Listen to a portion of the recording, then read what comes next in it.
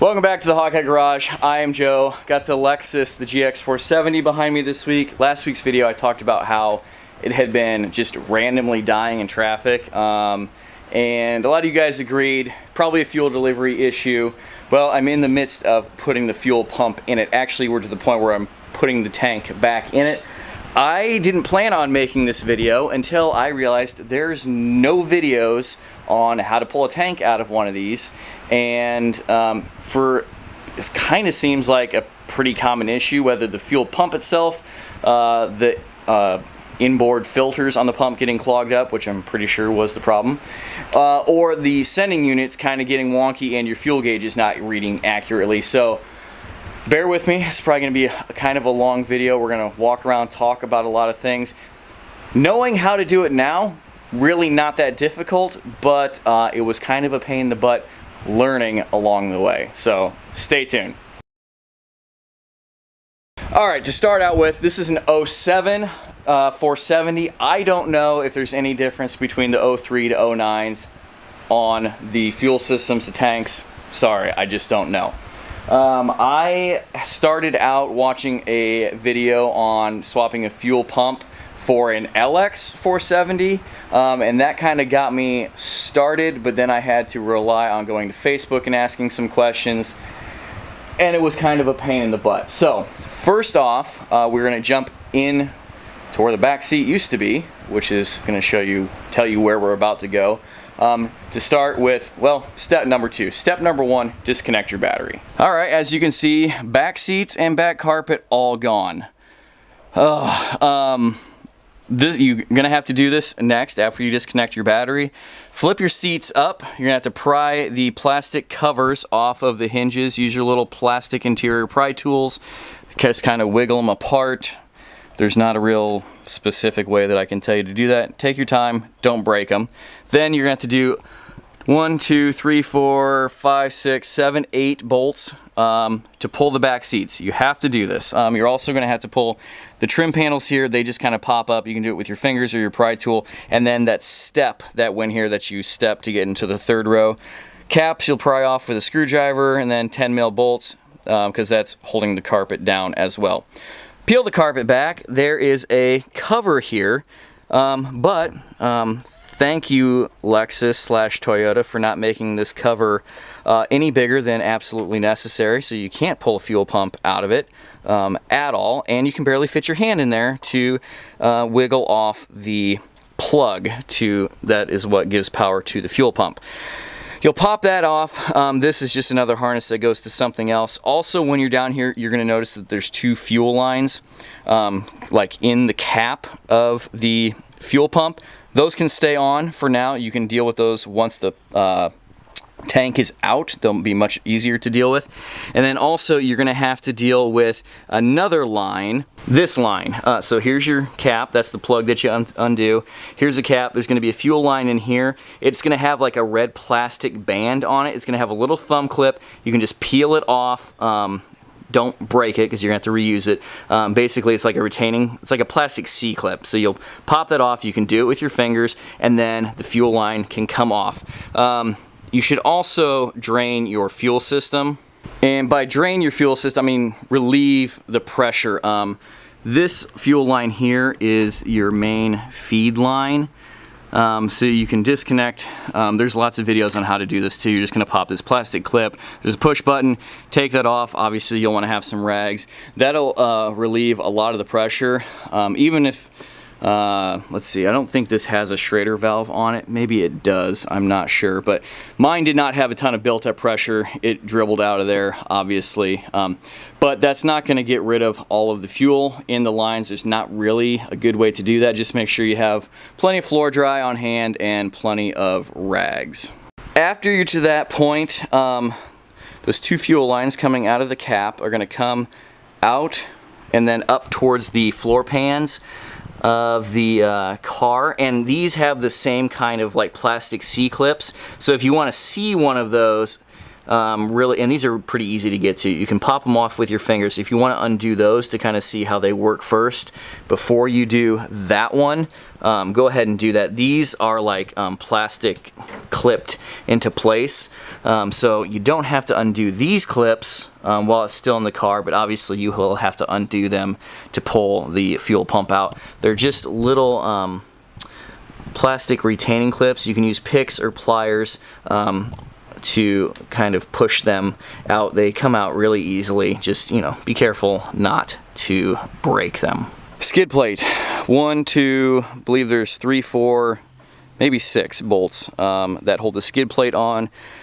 Gotta undo those to get the skid plate off. Removing the drive shaft would be easier to get to these bolts and a couple things underneath on the other side and the inside of the gas tank. I did not do that because I am lazy and I'd rather fight with the bolts than pull the drive shaft out, but getting the skid plate off is the next step, then removing the gas tank straps. Next, gas tank straps, bolt on each side. This is on the driver's side frame rail, 14 mil bolt, I think. 2 of those. And at this point, I guess I should have mentioned you're going to want to be supporting the gas tank by a jack or some blocks, some jack stands, your dad, something. And then on the other side, they're just hinged in place with, there's some pins and some cotter pins that go through. Really easy to do. At least it was easy for me, since this vehicle spent most of its life in Texas. Hallelujah for that.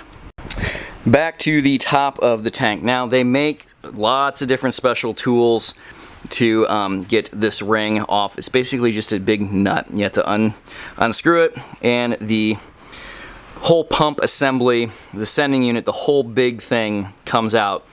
How did I do that? I don't know that I really want to tell you guys, because I'll get blasted in the comments. It may have involved a chisel and a double hammer, but anyway, if you take your time and are very careful, this seemed like it was in pretty good shape. It wasn't real brittle. You can finesse it open, and I have the new one back in right now. Long story short, I reutilized the top of it. I swapped it over on the pumps. Leave it at that. There is a giant O-ring in here that you're going to need to reuse. You can use some non-reactive silicone grease to help keep all of that lube together. It's going to help seal it all together really well, reduce friction when you're trying to tighten everything. And I have jumped ahead a little bit because this thing right here gave me the biggest fight. Now, this is a big fuel line. I don't really know what that is for, because this is the filler neck. It's just a hose clamp, a 10 mil bolt on the hose clamp. Wiggle that off, no big deal there. This had a really odd fitting. I'll try to overlay some pictures of it because I'm gonna have to crawl underneath there and not have a microphone. Basically, there's 2 little plastic tabs, and you're gonna have to take 2 tiny screwdrivers, push them into the tabs, and then pop it off. Alright guys, on my phone with a handheld light down here, this is that big fuel line that I was talking about that's kind of a pain. Basically, it's really not that hard. If you got a couple picks or a couple small screwdrivers, hold on, because this was the hardest part of getting the information. So you're going to put a screwdriver in between that white nozzle and there.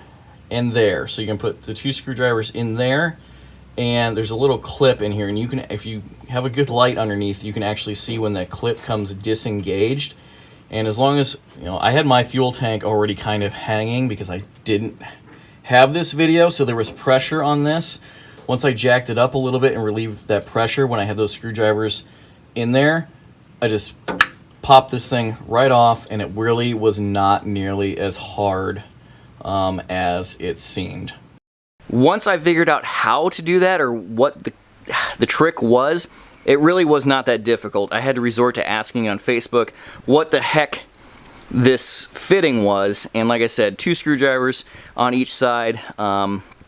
It all popped off pretty easy. It should all pop back on as well. Alright guys, tank is back in. Not too bad of a job overall. Like I said, the biggest issue was just not knowing going into it. A lot of tanks that I've dropped in the past, you just have to kind of drop them down, feel around the top, unplug what you can. Had I known beforehand, before I started trying to lower the tank out, that I had to pull out half the interior and get that panel to where I could undo that plug, would have made things a lot easier to deal with just getting started. My dad tried to talk me into cutting a hole into my floor pan so that if I ever needed to, again, I could pull that fuel pump out. A lot of vehicles I would recommend doing that on. This one, not so much. When I pulled that pump out, there's lots of nooks and crannies in that whole sending unit. And unless you have figured out a way to completely drain your tank beforehand, as soon as you pull that out, and you kind of have to do it at an angle to get the little float for your fuel level gauge out, it dumps gas out everywhere. And I'm glad I didn't do that in the vehicle. I did, however, cut a flap in the carpet so that if I ever need to drop that down again, I can just flip the seat up, flip that flap of carpet up, undo that access panel, undo my wiring harness plug, and then continue dropping it out. If you're confident enough to try doing this in the first place, hopefully this video will really save you a lot of time knowing what you're getting into, and you can hit it all in the right order and get it hammered out relatively easily. Also, there will be a follow-up video because after the fact, we've kind of run into some things that I want to address. There's too much to go into now, but make sure to stay tuned for a follow-up video on how it's running, and if this fixed the problem from my previous video, link at the end of the video, about why in the world this thing was dying, which led me to replacing the fuel pump. Anyway, and we will dissect the old fuel pump and filters in another video.